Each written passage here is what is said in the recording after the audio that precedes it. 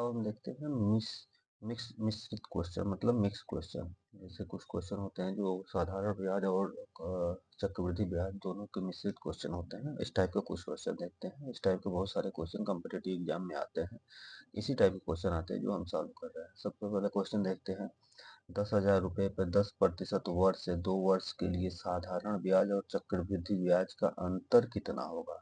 मतलब साधारण ब्याज में SI का जो वैल्यू होता है PRT/100 और A equal to P into 1 plus R/100 पर पावर T 100 पर पावर T इन दोनों का हमारा। उसके बाद CI equal to A minus P। तो हमारा साधारण ब्याज और चक्रवृद्धि ब्याज का अंतर मतलब CI माइनस SI का जो अंतर होगा वो कितना होगा। तो ये हमारा दो फार्मूले हैं, 3 फार्मूले हैं। इन तीनों फार्मूलों को का यूज इसमें आ जाएगा। तो सबसे पहले हम निकालते हैं SI इक्वल टू P हमारा कितना दिया है 10,000 इंटू 10 इंटू 2/100 मतलब ये आ जाएगा 2,000 रुपया। SI की जो वैल्यू हो जाएगी 2,000 रुपया हो जाएगी। 2,000 आंसर हो गया इसका। अब उसके बाद E equal to 10,000 into 1 plus 10/100 पे पावर 2 तो हो जाएगा 10,000 इंटू कट जाएगा, यहाँ पर हो जाएगा 11/10 का स्क्वायर बराबर 10,000 इंटू 11/10 इंटू 10। अब ये दोनों जीरो से दोनों जीरो कट जाएगा। तो ए की जो वैल्यू हो जाएगी 11 इंटू 11 की जो वैल्यू होती है 121 2 जीरो इतना आ जाएगा। उसके बाद CI जो होता है A माइनस P मतलब 12,100 माइनस P कितना है 10,000 माइनस करेंगे तो हमारा जो वैल्यू आ जाएगा 2,100 रुपया आ जाएगा। ये हमारा कंपाउंड इंटरेस्ट का आंसर हो जाएगा। अब पूछ रहा है साधारण कंपाउंड इंटरेस्ट का अंतर मतलब CI माइनस SI।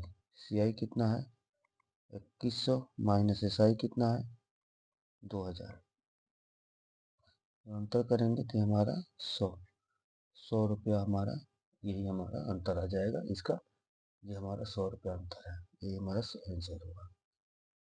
क्वेश्चन है एक राशि 5% वार्षिक दर से कितने वर्षों में दोगुनी होगी यदि ब्याज साधारण हो।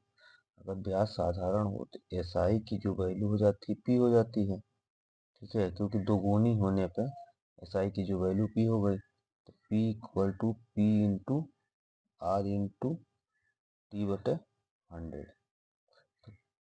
P इंटू R का जो वैल्यू है 5 इंटू T/100 ये हो जाएगा। ये 100 इधर आ जाएगा 100 into 100 P equal to P into 5 into T। P से P कट जाएगा। अब T इक्वल टू जो होता है 100/5 इक्वल टू 20 मतलब T की जो वैल्यू होगी 20 वर्ष हो जाएगी 20 हो जाएगी। ये हमारा कितने वर्ष मतलब 20 वर्ष हो जाती है। ये हमारा आंसर हो जाता है। अगर ऐसा कभी भी क्वेश्चन आए तो सबसे पहले हम जो दोगुनी हो रही है मतलब साधारण ब्याज पे तो SI की वैल्यू जो होती है P हो जाएगी। अब P SI का फार्मूला हम पुट करेंगे उसमें सारी वैल्यू पुट करेंगे हमारा T की वैल्यू आ जाएगी। एक राशि 5 वर्ष में चक्रवृद्धि ब्याज से दोगुनी हो जाती है 15 वर्ष में कितनी गुनी हो जाएगी। अगर दिया है 2P इक्वल टू P चक्रवृद्धि ब्याज है तो 1 प्लस R/100 पर पावर 5 वर्ष मतलब 5 वर्ष में इतनी हो जाएगी। P से P कट जाएगा 2 इक्वल टू 1 प्लस R/100 पे पावर 5। अब ये 5 इधर आ जाएगा तो 2 से पे पावर 1/5 हो जाएगा। अब ये हो जाएगा 1 प्लस R/100। ये हो गया, हम इसको एक इक्वेशन मान लेंगे।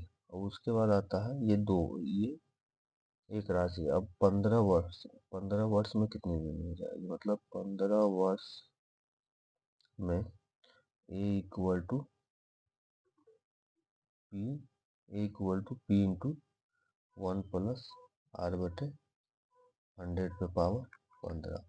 अब इसकी जो वैल्यू है हमारा दिया हुआ है 2, तो A equal to P into 2 पे पावर ऑलरेडी 1/15, मतलब 15/5 ये हो जाएगी। तो 5 तिहाई 15, तो आ जाएगा पी इंटू 2 पे पावर 3, तो 8p, मतलब 8p मतलब 8 गुनी हो जाएगी। ये हमारा आंसर हो जाएगा, 8p मतलब 8 गुनी हो जाएगी।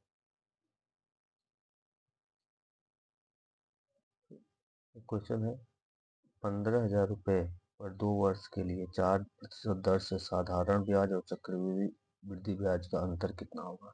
जैसे हम लोगों ने पहले किया था, उससे अंतर पूछ रहा है। SI equal to 15,000 into 2 into 4/100, 0 से 0 कट जाएगा। अब ये आ जाएगा हमारा 4 दूना 8, 15/120, मतलब 1200 हो जाएगा। उसके बाद ए का हमारा जो आ जाएगा, हमारा ए की वैल्यू हमारा 15,000 इंटू 1 प्लस 4/100 पे पावर 2। जब हम इसको सॉल्व करेंगे तो आ जाएगा 16,224। अब CI हमारा कंपाउंड इंटरेस्ट हो जाएगा 16,224 माइनस 15,000, ये वैल्यू आ जाएगा हमारा 1224। 1500 इसमें से माइनस करेंगे, 15,000 16,000 माइनस करेंगे तो हमारा आएगा 1224। ये हमारा कंपाउंड इंटरेस्ट आ गया। अब अंतर हमारा आ रहेगा, अंतर बराबर 1224 माइनस 1200 बराबर 24 रुपीज। ये हमारा आंसर आ जाएगा 24 रुपये। जब भी कोई अंतर पूछे सबसे पहले हम 1/1 फार्मूले पर रखेंगे, उसका अंतर निकाल देंगे। एक क्वेश्चन है, एक राशि पर 2 वर्ष के लिए 20% दर से वार्षिक दर से चक्रवृद्धि ब्याज 960 रुपया अधिक है साधारण ब्याज से। मतलब चक्रवृद्धि ब्याज जो आएगा वो 960 रुपया अधिक होता है साधारण ब्याज से। मूलधन क्या होगा, तो हमारा इसका जो होता है SI, मतलब साधारण ब्याज का फार्मूला होता है P into R into T बटे 100। तो P इंटू आर हमारा 20 है, 2/100, मतलब ये हमारा जब सॉल्व करेंगे तो ये हमारा आ जाएगा 0.4p, मतलब साधारण ब्याज हमारा इतना आ गया। अब ए की वैल्यू हम निकालेंगे p इंटू 1 प्लस 20/100 पे पावर 2। जब हम इसको सॉल्व करेंगे तो 1.44 p आ जाएगा। अब कंपाउंड इंटरेस्ट क्या हो जाएगा, 1.44 p माइनस p बराबर 0.44 p। कंपाउंड इंटरेस्ट हमारा इतना आ गया। अब क्वेश्चन में क्या बोल रहा है, चक्रवृद्धि ब्याज 960 रुपया अधिक है साधारण ब्याज से। मतलब चक्रवृद्धि ब्याज जो होगा 0.44 p माइनस साधारण ब्याज कितना है हमारा 0.4 p बराबर 960 रुपया। जब हम इसको सॉल्व करेंगे तो आएगा 0.04 p बराबर 960। तो p की जो वैल्यू होगी जब इसको डिवाइड करेंगे तो आ जाएगा 24,000 रुपया। ये हमारा मूलधन हो जाएगा, 24,000 रुपया आंसर हो जाएगा। ये हमारा मूलधन है, इक्वल टू मूलधन, ये हमारा आंसर हो जाएगा।